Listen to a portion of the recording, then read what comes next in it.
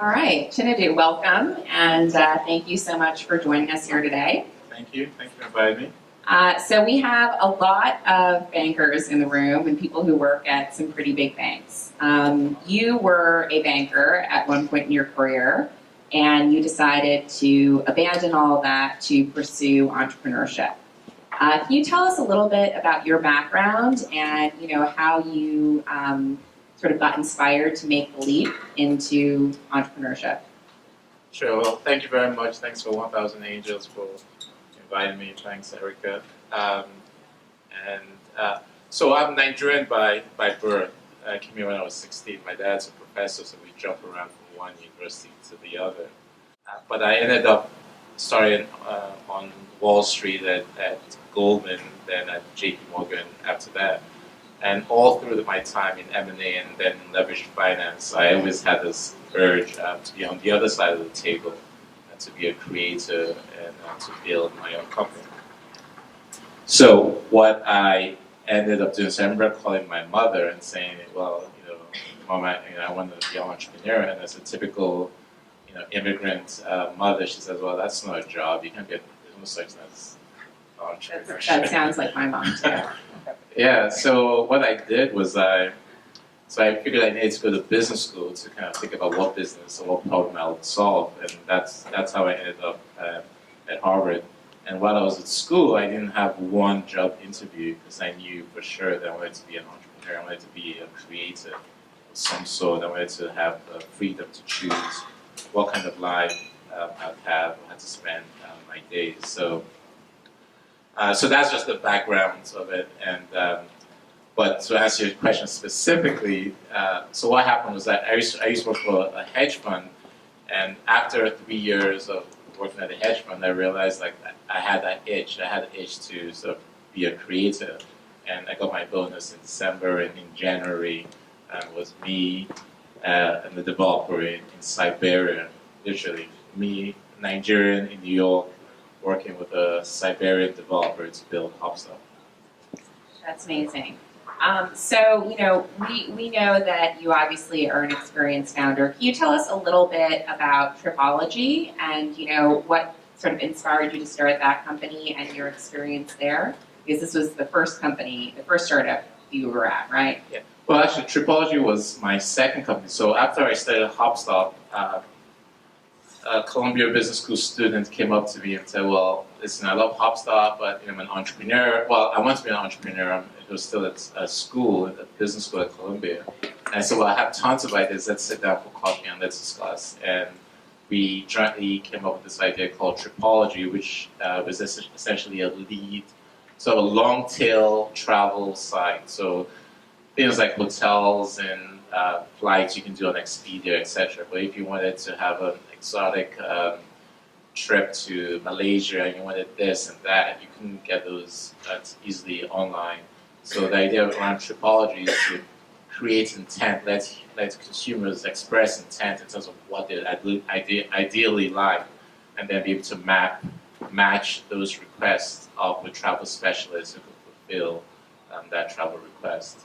And that's that. So we monetized it through as a lead gen model. So that was Tripology. So was it easier doing your second startup, or was it just as challenging?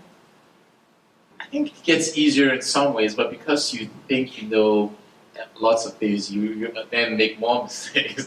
So I think I made different mistakes at Tripology that I did at HopStop, and even now with my new startup, I'm making different mistakes as well. But you get better at certain things, definitely. So what can you tell us about, just sort of the biggest lessons that you learned from your experience with starting HopStop, and actually, what you think you did right to help both of your companies get to exit? Sure. So for HopStop, it was really a passion of mine. So I always get lost. I always get lost. Even when I lived in Nigeria, I would get lost in our own house. I just have no spatial intelligence, and so I knew it was a problem that people needed to solve. So back then, this was 2005. So Google Transit didn't exist. People were still walking around with subway maps and all that stuff. So what my focus then was to be able to deliver an experience that would solve really lots of the problems that a typical consumer would solve, right? So it wasn't this, it was very detailed, right? And I obsessed about the product. And I think to this day, for most people, for those of you who've used HopStop, people have this kind of emotional reaction to HopStop. And can we get a show of hands, since we have a lot of New Yorkers here? How many of you guys have actually used HopStop? And okay, saved you some time and Great, pain, thank you. right? Thank you very much. Yeah. Thank you. Thank this guy. Thank you. So I was obsessed with it. So I would, literally HubSpot had 3 pages, homepage, directions page, and results, right? And maybe you guys don't know. I mean, you guys obviously don't know this, but I would obsess about every single element. I would figure out like what should I show, like what would make sense, what would be easier, what would be more intuitive, and I obsessed about the product. I really did. And I think so in terms of lessons, I think one of the biggest lessons I've learned is the kind of as your product has been as a representation of almost empathy for your users, right? And I think if you design a product with your user clearly in mind, that you create some sort of emotional bond between the user and your product. And that's something I've found to be true at HopStop. And not only do you create this bond with the product and the user, you then do all the wonderful things that every startup needs, right? You also have the advantage of them telling their friends, right? And in the age of, so this was 2005 before the social graph and Twitter and all those folks. So really, word of HopStop, even after Google Transit entered the market, grew because of word of mouth, because people would have a delightful experience with the site. Right, then, delight your customer. That's one of the rules, right? Yeah, exactly. Then tell their friends. So that gets you more users, which is growth is always the trickiest part of every startup one. But it also gets you the kind of the press and the credibility you need to eventually get in front of investors and get more press. That's great. So, obviously you were not only able to get in front of investors and get their supportive attention, but you've also kind of achieved the holy grail for a startup, which is selling your company to a great, well-known company like Apple.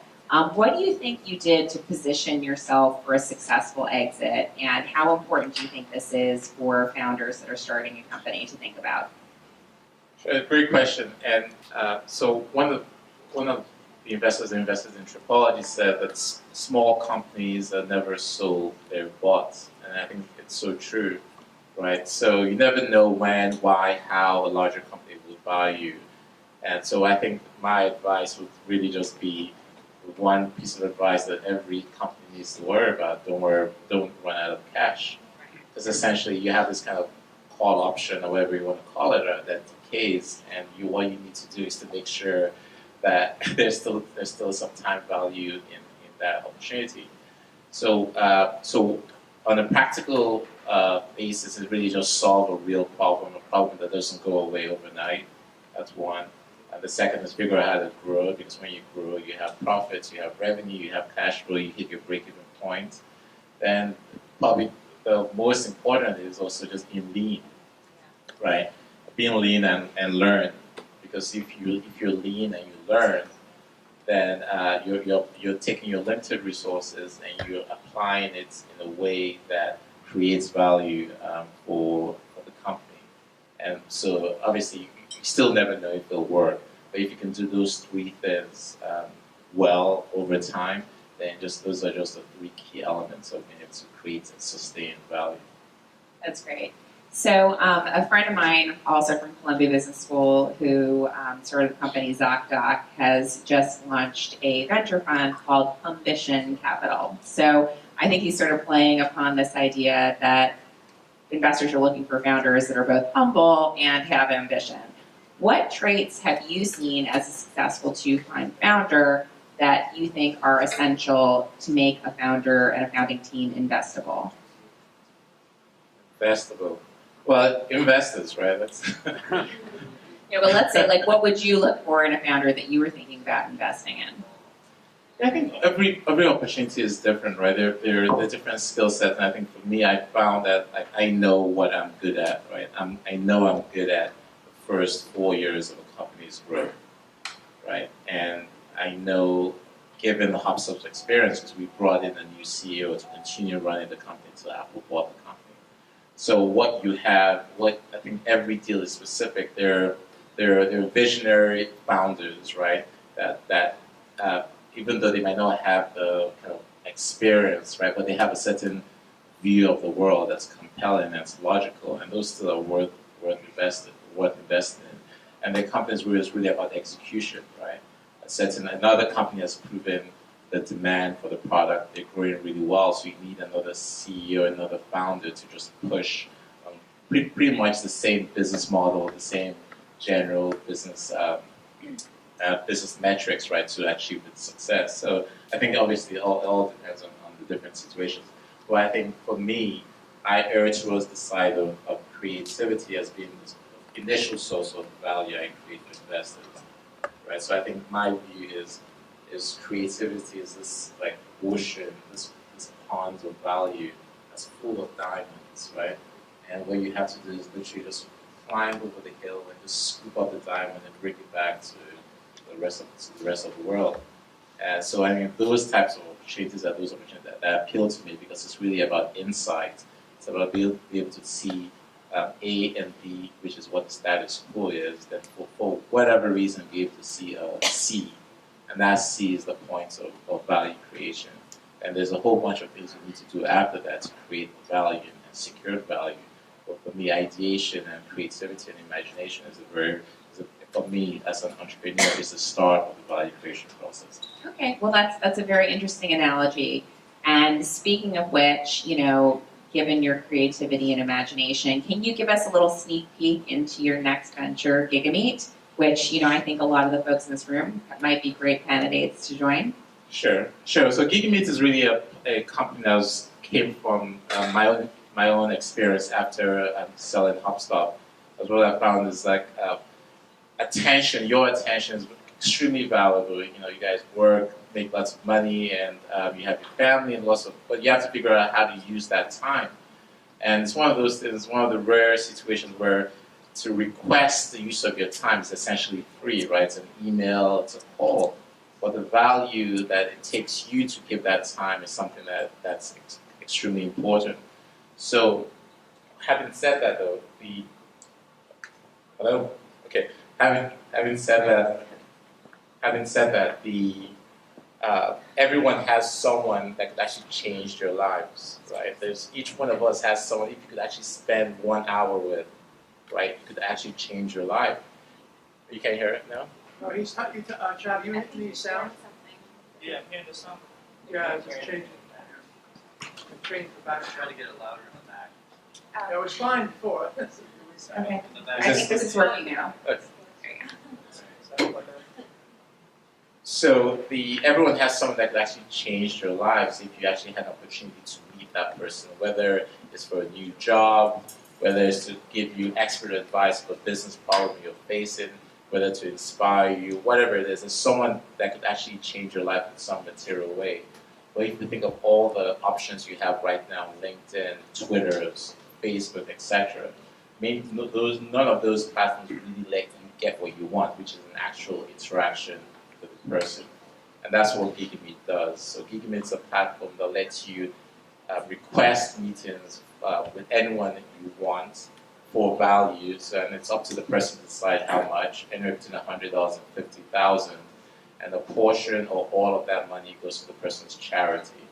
So essentially, the whole idea is you now have a way of now connecting with people of equal exchange of value, right? And then people that you would otherwise not be able to meet instead of using social capital or serendipity or functions like this to actually meet people who can change your life. And the meetings can happen in person or via Skype as well. Well, that's definitely very creative. And thank you, Chinedu, for a really wonderful fireside chat. Thank you. Thank you.